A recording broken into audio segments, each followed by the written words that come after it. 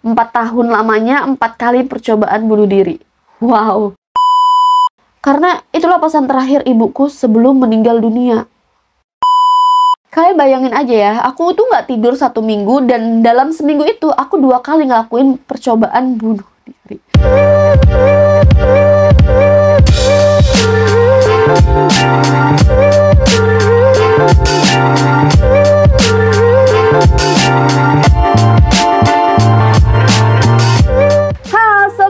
Wanita, apa kabarnya? Hari ini ketemu lagi nih di tahun 2024, tentunya dengan suasana baru, semangat baru ya kan, dan juga tentunya dengan resolusi yang baru bersama aku Nida Sanghari di channel YouTube Jeritan Wanita. Di tahun 2024 ini semoga Jeritan Wanita bisa memberikan kalian program-program yang baru untuk menjadi sebuah motivasi, inspirasi buat kita semua sebagai wanita hebat ya teman-teman. Dan aku makasih banget buat kalian yang udah support channel Jeritan Wanita. So aku pengen kasih kalian satu hadiah, yaitu dengan panggilan baru nih Sobat Jeritan Wanita, yaitu dengan JWS.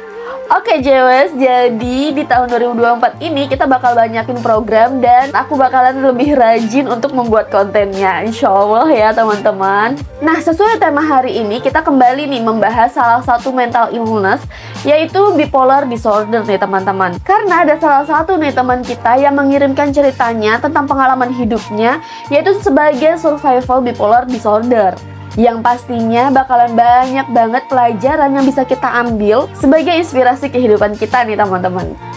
Nah, makanya jangan sampai kalian skip video ini, nonton sampai habis, dan jangan lupa buat subscribe channel Jeritan Wanita, like, komen, dan aktifkan notifikasinya. Oke, sebelum aku bacain ceritanya, kita kulik sedikit nih, apa sih sebenarnya bipolar disorder itu ya Jess? Menurut artikel dari Halodoc nih Jess, gangguan bipolar adalah masalah kesehatan mental yang menyebabkan perubahan suasana hati, energi, tingkat aktivitas, konsentrasi, dan kemampuan untuk melakukan kegiatan sehari-hari. Pengidap yang sebelumnya merasa sangat gembira bisa tiba-tiba berubah menjadi sangat sedih dan putus asa. Perubahan suasana hati secara drastis dapat mempengaruhi kebiasaan tidur, tingkat energi, aktivitas, perilaku, dan kemampuan berpikir pengidapnya. Perlu kita ketahui bahwa penyakit bipolar adalah kondisi seumur hidup. Artinya, masalah kesehatan mental ini tidak bisa sembuh seutuhnya. Meski begitu, terapi dan pengobatan bisa membantu mengelola gejala yang terjadi. Nah, dari artikelnya aja udah menarik banget nih JWS, karena bisa jadi kan apa yang kita rasain selama ini yang nggak kita ngerti, ternyata itu adalah salah satu ciri-ciri dari bipolar disorder. Yang dimana mana tahu dengan kita mempelajari secara utuh, secara mendalam, kita bisa menanganinya lebih cepat nih JWS. Oke, langsung aja, ini dia cerita Jeritan Wanita.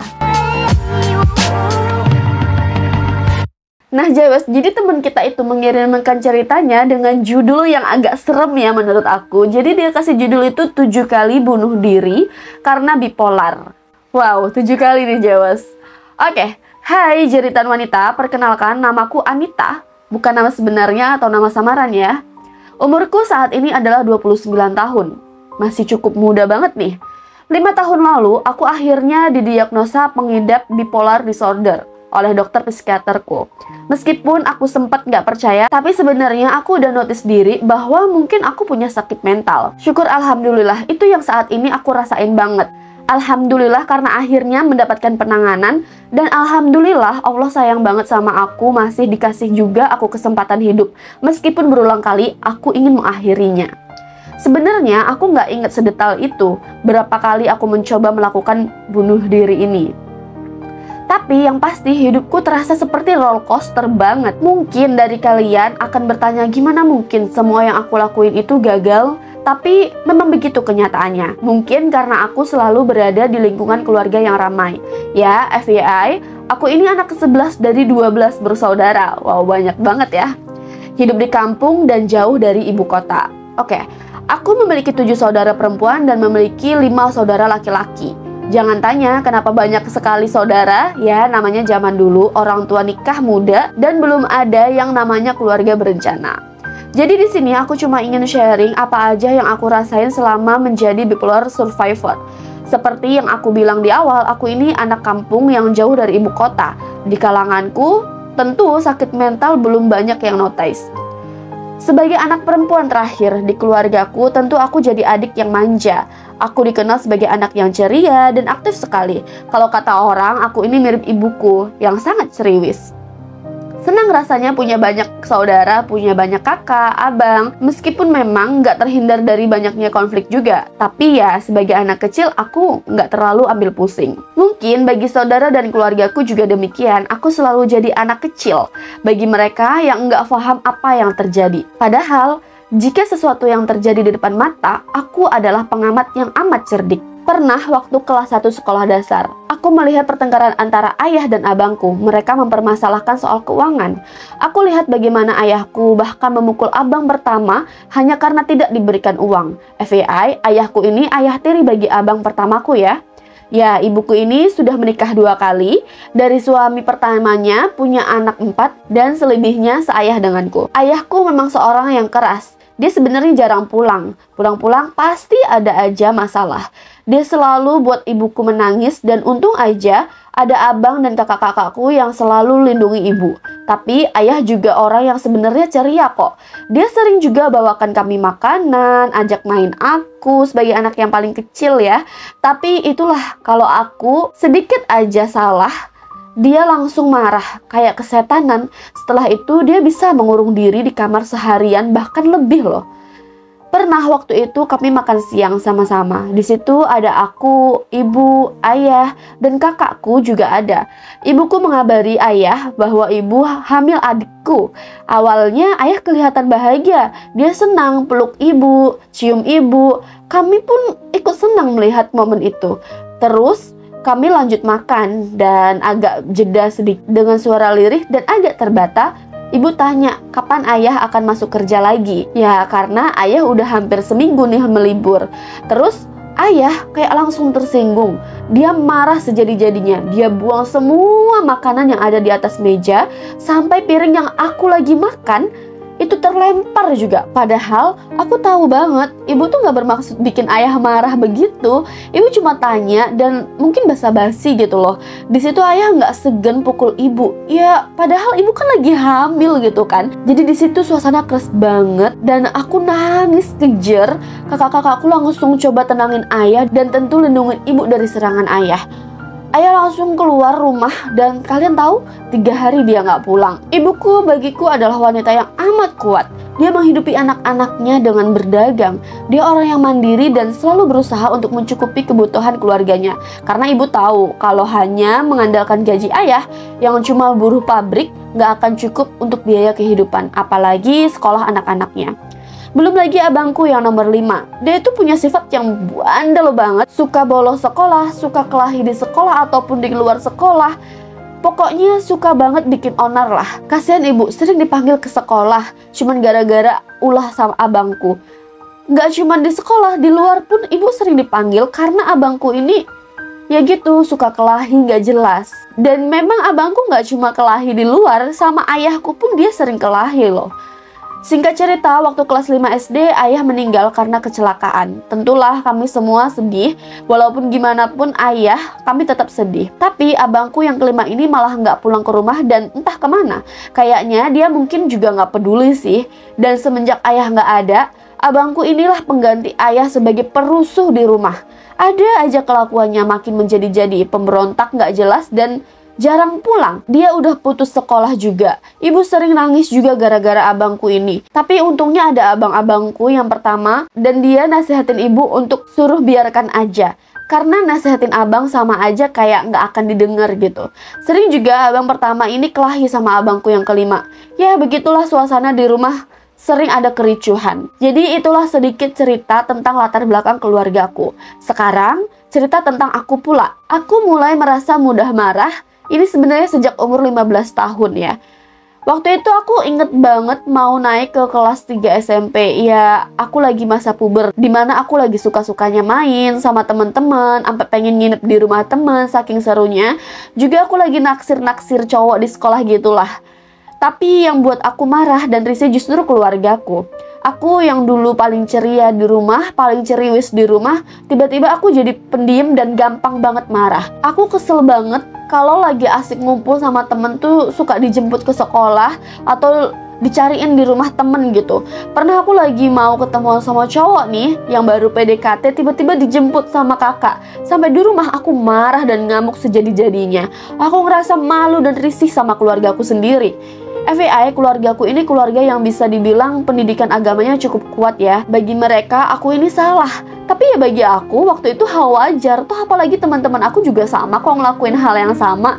Lagi naksir-naksiran sama cowok, namanya juga lagi puber ya kan. Pokoknya selama sekolah, aku yang awalnya murid berprestasi jadi anak yang nakal dan bandel. Masih untung bisa lulus. Nah, lulus dari SMP, ibu dan saudara-saudaraku memutuskan buat masukin aku ke pesantren. Di situ aku kaget dan marah. Aku nggak mau lah, karena aku udah janjian sama teman-teman segeng aku buat masuk ke SMA negeri di kampungku. Aku kekeh, pokoknya aku nggak mau. Tapi mereka tetap maksa dan ngancem kalau aku nggak mau masuk pesantren, aku nggak usah sekolah sekalian. Awalnya aku bilang, ya udah, mending aku nggak sekolah daripada di pesantren. Tapi untungnya kakakku yang paling lembut lah ya, dibilang dia kasih aku nasihat kalau nggak sekolah mau jadi apa. Dan dia ngiming-ngimingin aku kalau nggak betah nanti bisa dibicarain lagi. Nanti kalau kangen rumah ya bisa pulang sebulan sekali gitu. Pokoknya aku disuruh untuk coba dulu gitu. Yang nantinya kalau nggak betah kan bisa pulang gitu katanya. Yang penting nurut dulu untuk nenangin hati ibu katanya. Ya akhirnya singkat cerita aku pun nurut dengan berat hati ya. Tapi jangan kalian pikir aku jadi anak-anak baik di pesantren ya. Aku malah jadi anak yang murung, gak mau bergaul. Pernah karena aku gak suka makanan di sana, aku sampai gak mau makan loh. Dan gak mau ikut kegiatan apapun di pesantren sampai ibuku pun dipanggil. Aku minta pindah dan keluar, tapi ibuku nggak izinin. Ya aku makin berulah. Di saat anak-anak lain sekolah, ngikutin kegiatan di pesantren gitu ya, sholat tepat waktu. Kalian tahu apa yang aku lakuin? Tidur. Dan malam harinya aku bakalan begadang, asik sendiri. Dan akhirnya muncul nih kejadian-kejadian yang nggak diinginkan. Akibat dari aku nggak tidur 3 hari.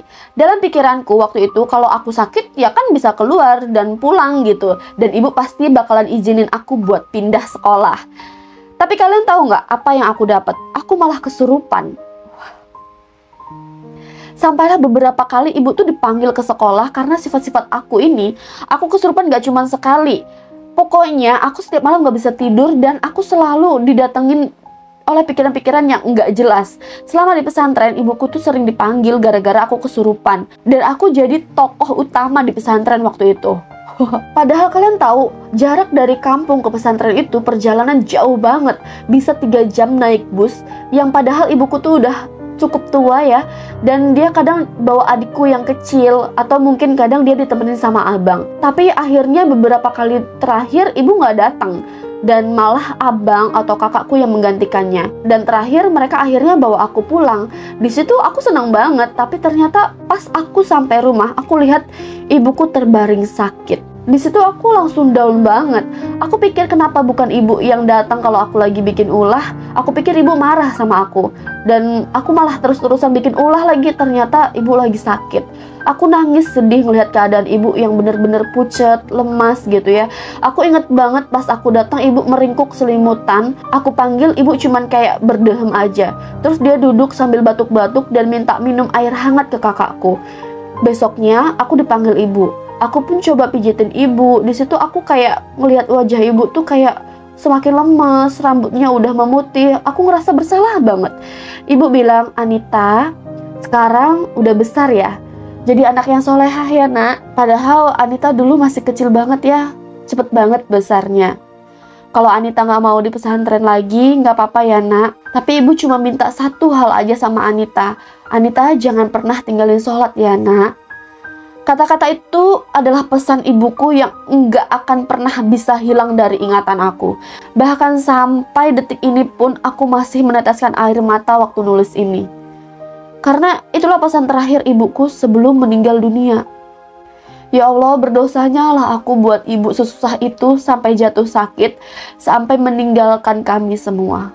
Ya, itu adalah obrolan ibu ke aku sebelum besoknya meninggal dunia. Aku shock dan down banget ditinggal ibu. Oh, pasti shock banget nih, Jess. Aku kehilangan arah dan gak tahu harus gimana. Akhirnya setelah 2 minggu lebih, aku di rumah karena berduka.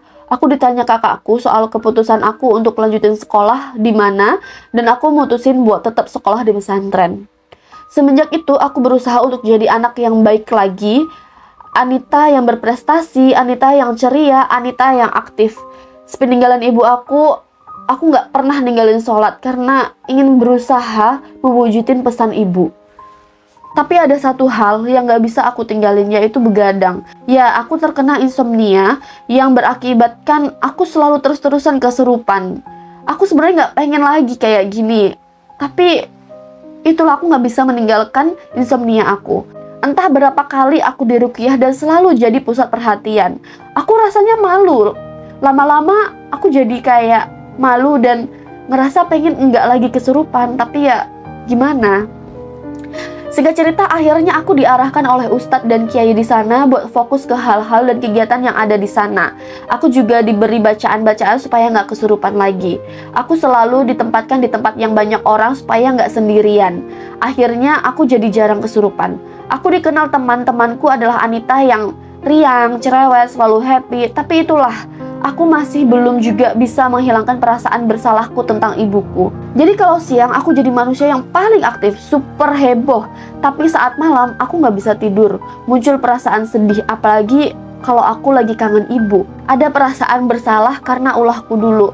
Ada perasaan menyesal kenapa aku dulu sebandel itu sampai bikin ibu sakit dan sampai meninggal dunia. Ada perasaan aku nggak pantas sebahagia ini setelah jadi penyebab ibu jadi sedih dan jatuh sakit sampai meninggal dunia. Dan hal inilah yang buat aku sering melakukan percobaan bunuh diri. Sebagian teman aku menganggap aku tuh selalu cari perhatian terus. Dulu selalu kesurupan, sekarang selalu bunuh diri. Keluargaku bahkan mengatakan aku dulu terlalu dimanja mungkin ya, sampai akhirnya punya sifat seperti itu. Karena perilaku aku ini yang selalu kejadiannya itu di tengah-tengah malam, akhirnya aku tuh dialihkan untuk kegiatan malam. Karena kalau di pesantren itu banyak kegiatan sebenarnya kalau tengah malam seperti taekwondo, tahadarusan gitu ya. Jadi aku ikut kegiatan itu. Tapi di taekwondo pun aku tuh pun juga sempat kesurupan. Terus aku akhirnya ngurung diri di kamar yang berujung dengan percobaan bunuh diri. Singkat cerita, akhirnya aku berhasil lulus dari pesantren dengan berbagai polemik selama 4 tahun. FYI, kalau di pesantren itu ada tambahan 1 tahun untuk pendidikan agama. Kalau nggak salah ingat, selama di pesantren itu total 4 kali mencoba untuk bunuh diri. 4 tahun lamanya 4 kali percobaan bunuh diri. Wow. Dan untungnya aku selalu tertolong. Ya itu tadi, karena aku ada di lingkungan yang ramai kali ya. Malu rasanya mau cerita dengan sedetail itu. Kalau diingat-ingat rasanya bener-bener memalukan sih. Makanya aku nggak bisa cerita sedetail itu. Tapi itulah aku dulu, bukan dibuat-buat ya. Tapi memang seperti itu kejadiannya. Setelah lulus aku sempat setahun di rumah. Karena keadaanku yang memang nggak stabil. Dan juga sebenarnya semenjak ibu meninggal, keadaan ekonomi keluarga kami nggak baik-baik aja. Kakak dan abang-abangku lah yang bantu biaya aku dan adikku waktu itu. Makanya aku memutuskan untuk nggak lanjutin pendidikan dulu, sembari coba jaga warung meneruskan ibu. Walaupun sebenarnya ada kakakku lah yang udah meneruskan lebih dulu. Aku hanya bantuin aja. Tapi itu pun nggak berlangsung lama. Waktu itu aku kembali terhubung dengan teman-teman SMP aku yang bandel-bandel itu. Dimana mereka yang masih dengan pergaulan cukup bebas. Sedangkan aku yang udah berjilbab waktu itu, tentu juga dengan batasan dari keluargaku. Tapi dari teman-teman ini juga aku akhirnya terhubung lagi dengan laki-laki yang dulu pernah aku taksir. Ibaratnya cinta monyet dulu lah waktu masa puber. Akhirnya lama-lama aku ternyata jadi bucin sama laki-laki ini dan jarang bantuin kakak di warung. Karena kakak dan abang-abang aku juga yang pada sibuk. Jadi mereka mungkin juga nggak terlalu perhatian lagi sama aku. Dan mungkin juga karena mereka pikir aku ini udah taubat atau berubah gitulah ya. Akhirnya aku pacaran diam-diam. Dan sampailah aku minta izin ke kakakku, bilang mau kerja di kota dan persiapan diri buat kuliah sambil kerja nantinya. Dan akhirnya aku diizinin, padahal alasan aku pindah ke kota ya karena pacar aku ini dia kuliah di kota, aku pengen deket sama dia.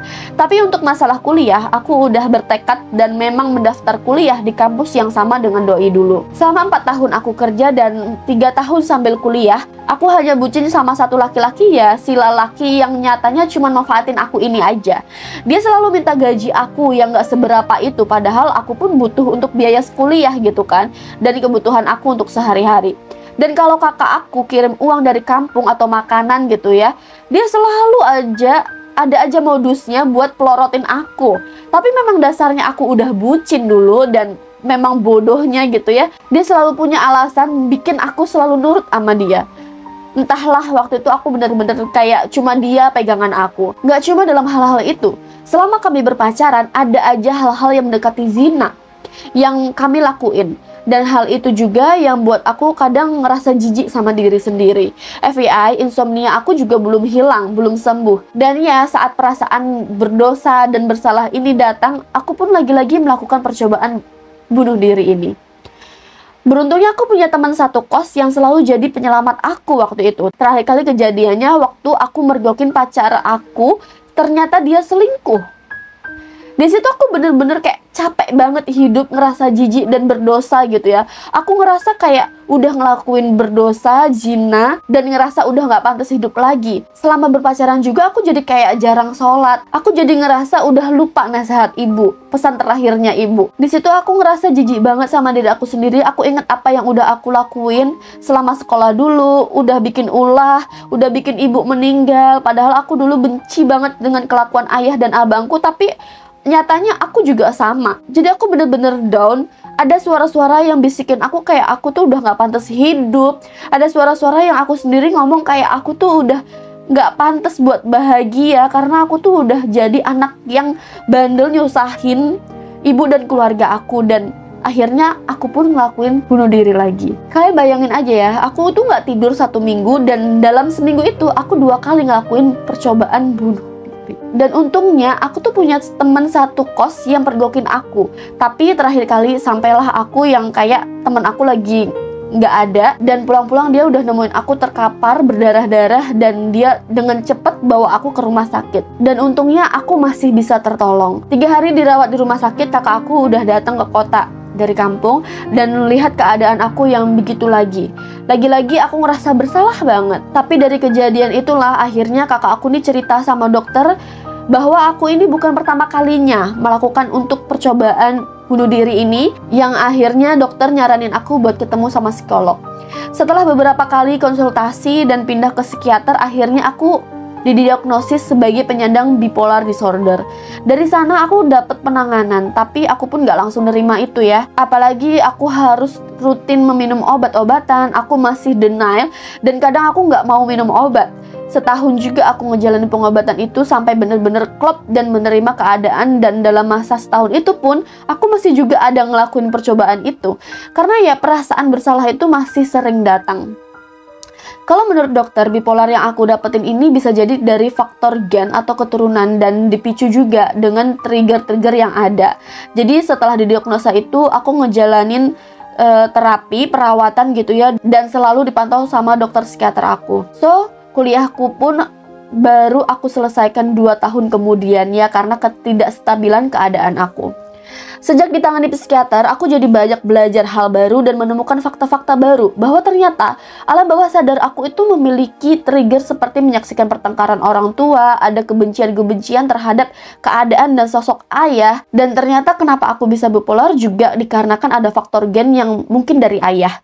Sekarang aku paham dan berusaha memaafkan apa yang sudah terjadi di masa lalu aku. Aku ngerasa kasihan juga jadinya sama ayah yang sebenarnya mungkin dia merasakan perasaan yang gak enak banget karena bipolar, tapi nggak ada yang paham. Bahkan aku ngerasa jadi kasihan banget ke ayah yang sebenarnya dulu dia mungkin ngerasain perasaan yang nggak enak banget karena bipolar, tapi nggak ada yang paham. Bahkan orang-orang sekelilingnya nganggep dia tuh jahat, dia tuh gila, sama seperti abangku yang nomor 5. Dia persis sekali seperti kami juga. Mungkin juga dia sebenarnya sama, tapi ya namanya hidup di kampung, gak ada yang paham dengan mental illness. Rasanya ketika manik gak bisa tidur sampai halusinasi itu gak enak banget. Apalagi waktu waktu aku di pesantren dulu, aku udah sampai kayak ngerasa hampir gila, mendengar hal-hal aneh yang orang lain tuh gak denger, melihat orang-orang itu mukanya datar, jutek, jutek, jelek. Ada juga ustadz yang ngerukyah aku tuh, aku ngeliat kayak wajah ayah yang aku benci, yang padahal udah meninggal waktu itu kan. Banyaklah hal yang orang lain gak akan percaya kalau aku ceritain, tapi itu yang aku rasain. Dan parahnya ketika depresi itu datang, aku meyakini bahwa diri aku itu gak pantas bahagia, dan menyalahkan diri sendiri tentang apa yang terjadi adalah kesalahanku. Ngerasa diri kayak sampah, gak pantas buat hidup, gak pantas buat orang lain, dan mewajarkan kejahatan orang lain. Ingat waktu pacar yang aku bucinin itu selingkuh, aku ngerasa ditinggalkan. Aku ngerasa ya wajar pacar aku tuh selingkuh, karena memang aku tuh gak pantas buat disayangin. Mau aku berkorban sebanyak apapun, tetap aku tuh ngerasa gak pantas.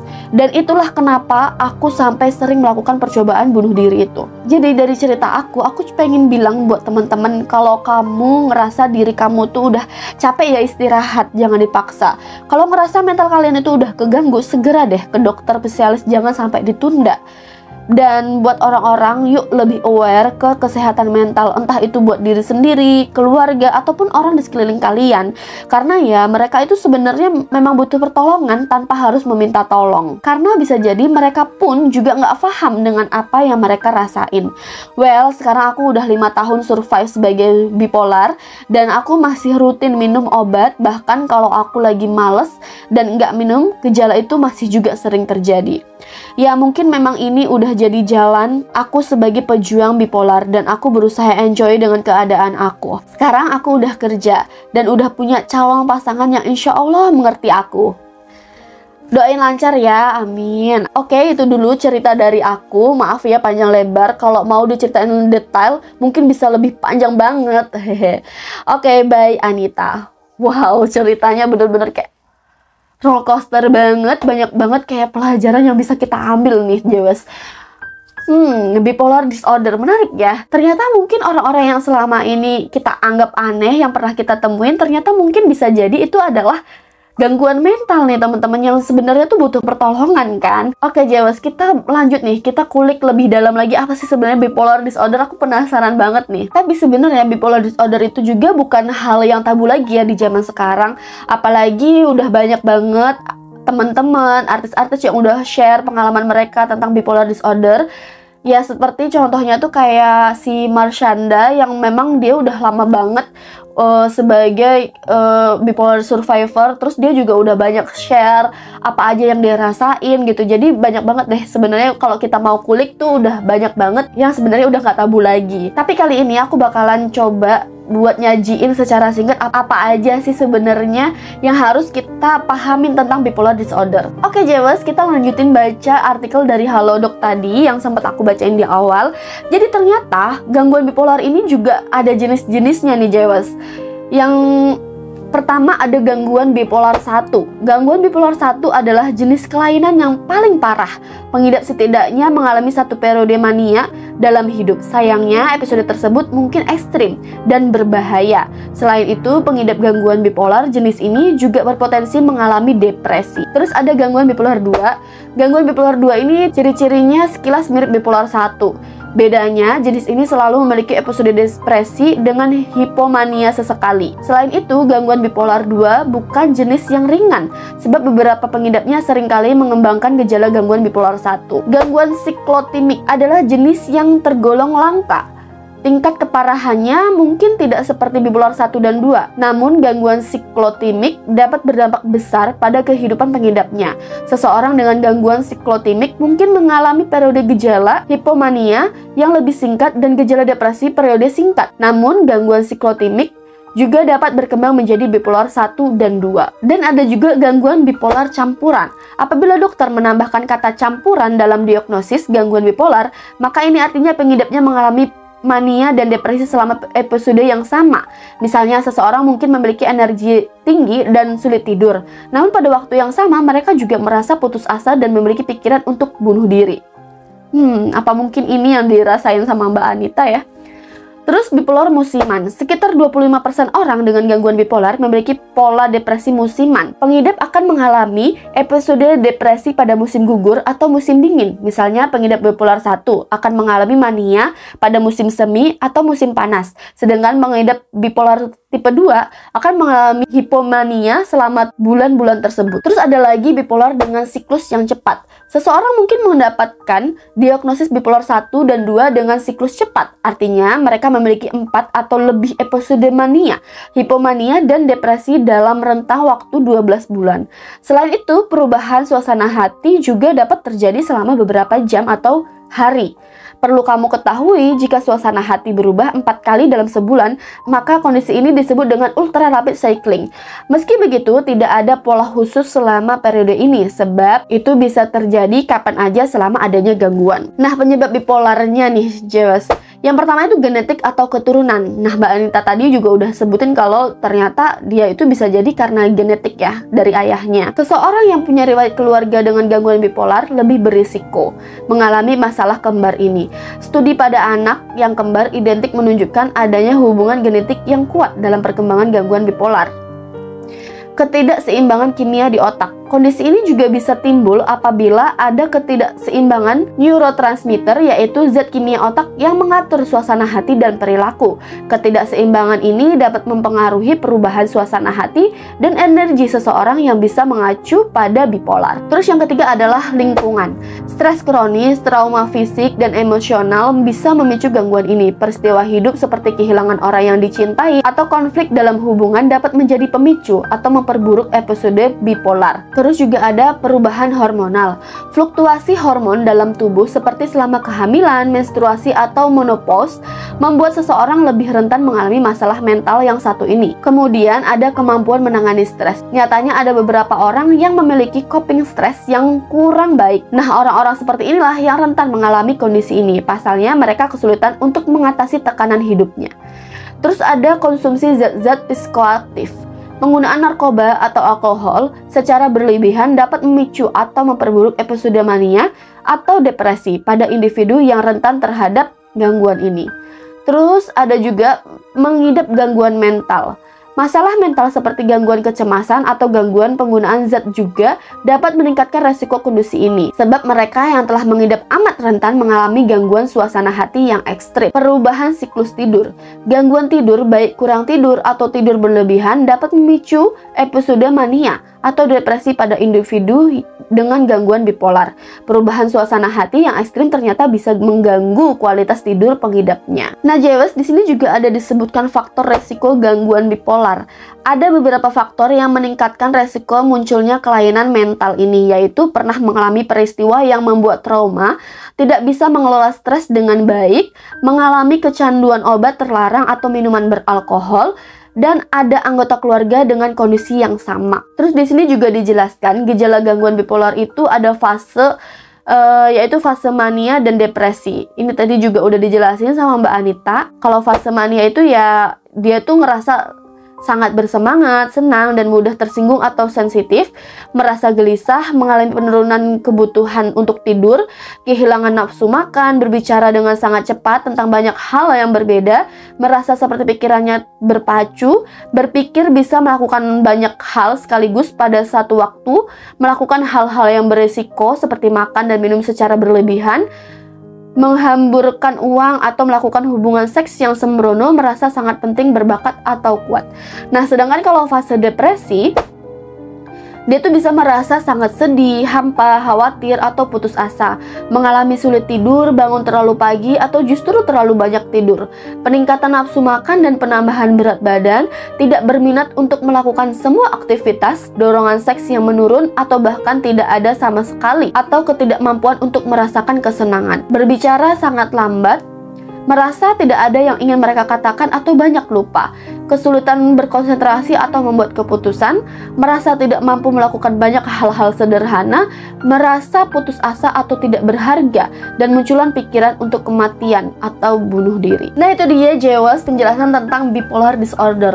Wah, ternyata ini pelajaran baru banget sih buat aku, dan semoga ini juga menjadi pelajaran baru juga buat kalian atau menambah informasi untuk kalian semua di luar sana ya. Mungkin ada nih kalian merasa hal-hal yang ciri-ciri dirinya seperti yang aku bacain tadi, atau mungkin orang di sekeliling kalian, entah itu teman, keluarga gitu ya. Mungkin ada yang kayak cerita dari Mbak Anita tadi ataupun yang aku bacain tadi nih, Jewes. Jadi aku ngucapin makasih banyak banget buat Mbak Anita yang udah ngirimin ceritanya, pengalaman hidupnya tentang bipolar disorder, dan dia itu juga mengajak kita untuk membuka pola pikiran kita untuk lebih aware tentang kesehatan mental gitu ya. Yang tentunya pasti ada deh di sekitar kita gitu ya yang ternyata membutuhkan pertolongan, yang mungkin kita sebenarnya nggak bisa menolong, tapi kalau kita menyadari itu, kita bisa lebih aware dan bisa nih nyampein ke dia, coba deh ke dokter gitu atau ke psikiater gitu ya, untuk bisa mendapatkan penanganan lebih cepat nih, Jewes. Nah, buat kalian setelah menonton video ini, semoga kalian mendapatkan manfaatnya. Kalau kalian pengen lebih tahu gitu ya, mungkin di sini kurang jelas, kalian bisa langsung aja cek di Google, di YouTube gitu ya. Udah banyak banget deh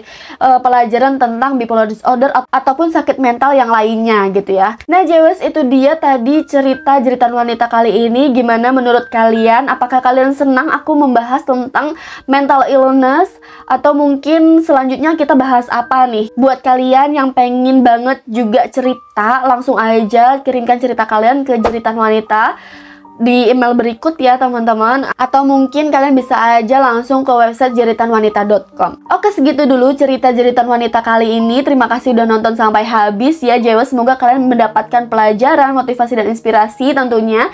Jangan lupa buat subscribe channel YouTube Jeritan Wanita, like, komen, dan aktifkan notifikasinya. Dan jangan lupa dong buat share video ini ke teman-teman kalian, ke media sosial kalian, supaya mereka juga mendapatkan informasi yang sama. Oke, segitu dulu video kali ini. Thank you for watching. See you in the next video. We'll be right back.